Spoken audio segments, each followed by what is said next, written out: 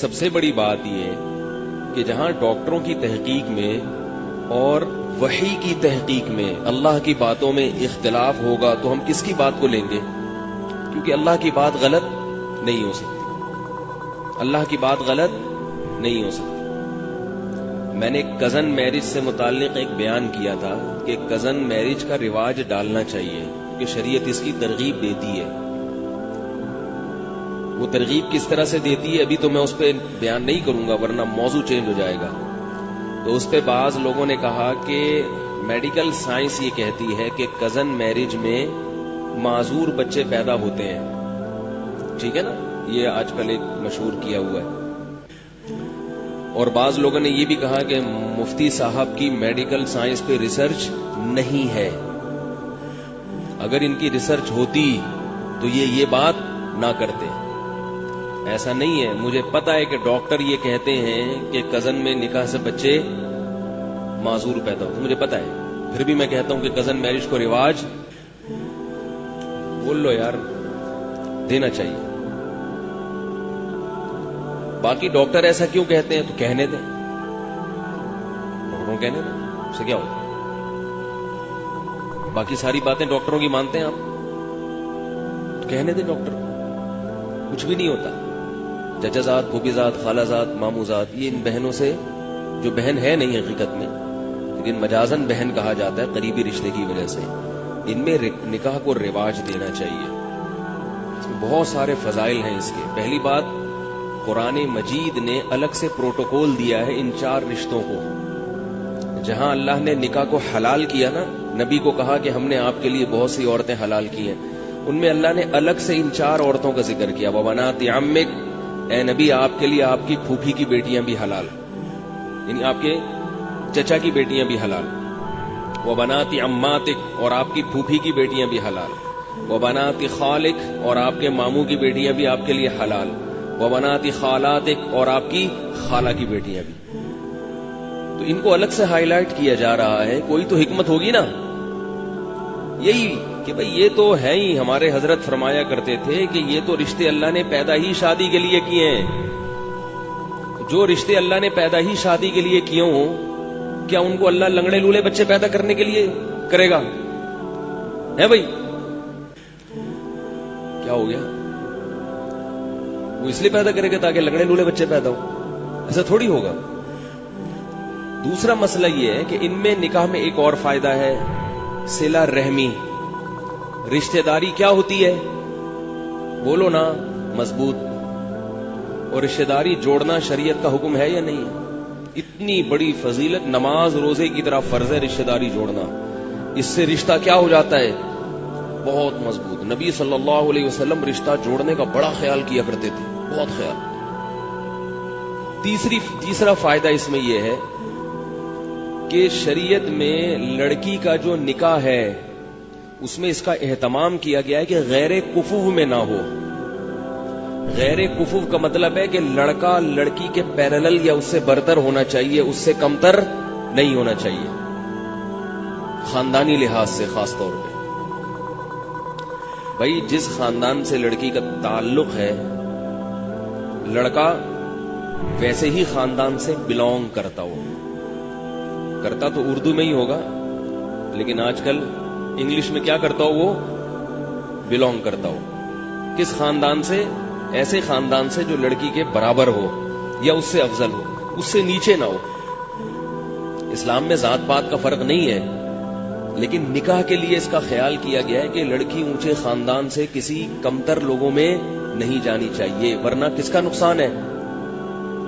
بولو نا، لڑکی کا نقصان، کیونکہ لڑکی نے ماتحت بننا ہے نا شوہر کے۔ تو ماتحت ایسی شخصیت کے بنا جاتا ہے جو آپ ذہنی طور پر اس کو اپنے سے برتر مان رہے ہو۔ اگر وہ بھنگی چماروں میں چلی گئی، بڑے اونچے خاندان سے چلی گئی، کہاں؟ بھنگیوں کے خاندان میں، اور آپ کہیں کہ چونکہ وہ بھنگی مسلمان ہے، کلمہ پڑھتا ہے، تو کوئی بات نہیں، ٹھیک ہے کلمہ پڑھتا ہے، مسلمان ہے، چاہے جو بھی ہو، لیکن لڑکی ذہنی طور پر اپنے شوہر کو اپنے سر کا تاج نہیں بنائے گی، اطاعت نہیں کرے گی، اس کو برتری کا احساس ہوگا، میں اونچی اور یہ کیا، میں اس کی کیوں مانوں؟ اس سے طلاق کا ریشو، بولو نا بھائی، بڑھے گا, اور نئی بھی طلاق ہوگی تو پھر ایک مصیبت, ساری زندگی ایک ٹینشن. تو یہ جو چچا زاد, پھوپھی زاد, خالہ زاد, مامو زاد بھائی کے رشتے ہیں, یہ سارے کفو ہوتے ہیں خاندانی اعتبار سے.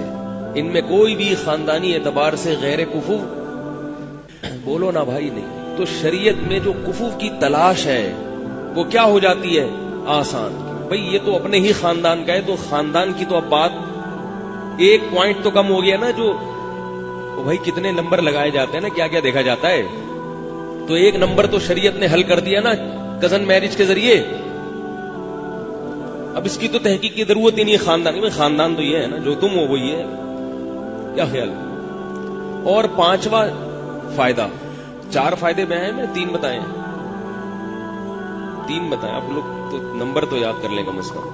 چوتھا یا 5واں, رکعتیں جب ہم بھول جاتے ہیں نا نماز میں 4 پڑھی ہیں کہ 5 پڑھی ہیں, تو شریعت کہتی ہے 4 سمجھو اور قاعدہ بھی کرو, اس لیے کہ نہیں بھول جاتے ہیں کہ 3 پڑھی ہیں یا 4 پڑھی ہیں.